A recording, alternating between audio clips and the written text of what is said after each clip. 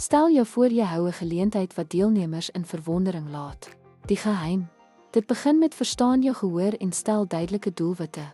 Duik in vorige gebeure om insigte te versamel wat jou visie sal vorm. Ontketen jou kreatiwiteit met dinkskrimtegnieke. Skep 'n boeiende konsep wat by jou gehoor aanklank vind. Dit is waar jou geleentheid se toewerkrag begin en die weg baan vir 'n onvergeetlike ervaring. 'n Omvattende plan is jou padkaart na sukses. Skedule noukeurig met inagneming elke detail. Antisipeer uitdagings en berei gebeurlikheidsstrategieë voor om gladde uitvoering verseker. Doeltreffende beplanning verminder risiko's en maksimeer doeltreffendheid.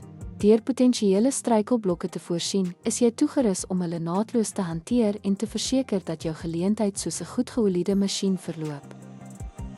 Koördinasie is die ruggraat van uitvoering. Monitor bedrywighede noukeurig, die aanspreek van onvoorsiene probleme vinnig. Naadlose kommunikasie tussen spanlede is noodsaaklik om die geleentheid se vloei te handhaaf.